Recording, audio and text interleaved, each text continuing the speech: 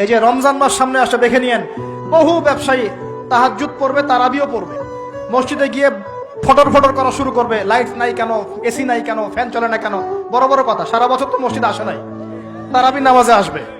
আবার দেখবেন অনেকে সারাদিন তো মসজিদ নাই, জুমার দিনে যায়, জুমার দিনে গিয়ে বলে, এই ইমাম সাহেব ওটা করেন নাই কেন, এই মুয়াজ্জিন সাহেব এটা করেন নাই কেন।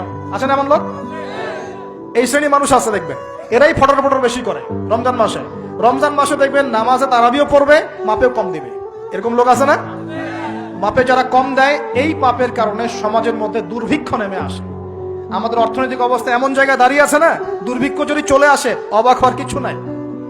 দুর্ভিক্ষ চলে আসলে আপনার অবাক হতে পারেন, আমি অবাক হব না।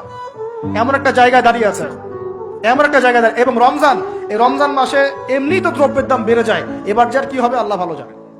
আমার মনে হয়, আমার ভয় হয়, একদম নিম্নবিত্ত মানুষ যারা এবার রোজা রেখে ইফতার যখন করবে, তখন হাত তুলে আল্লাহর কাছে বদদোয়া করা শুরু করবে।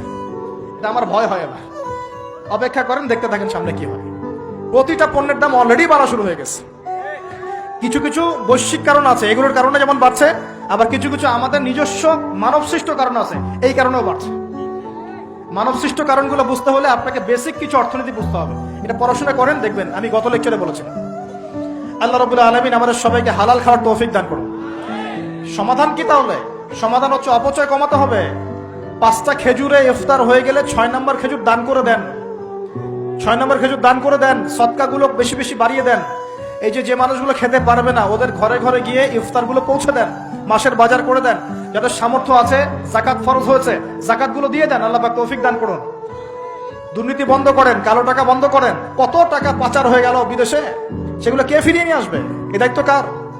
মনে রাখবেন, একটা পাপের হিসাব না দিয়ে কাল কিয়ামতের মাঠে কোনো দায়িত্বশীল পার পাবে না ইনশাআল্লাহ।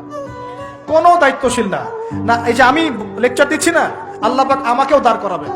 দাঁড় করায় বলবেন, তোমাকে আমি দিনের যে জ্ঞান দিয়েছিলাম, সেই জ্ঞানের হক তুমি আদায় করেছো কিনা হিসাব দেওয়া। এই যে বড় বড় মুফাসসিরে কোরআন, মুফতি, মুহাদ্দিস বসাচ্ছেন, পাংখা দিয়ে বাতাস করছেন, হ্যাঁ, চা খাওয়াচ্ছেন, কফি খাওয়াচ্ছেন।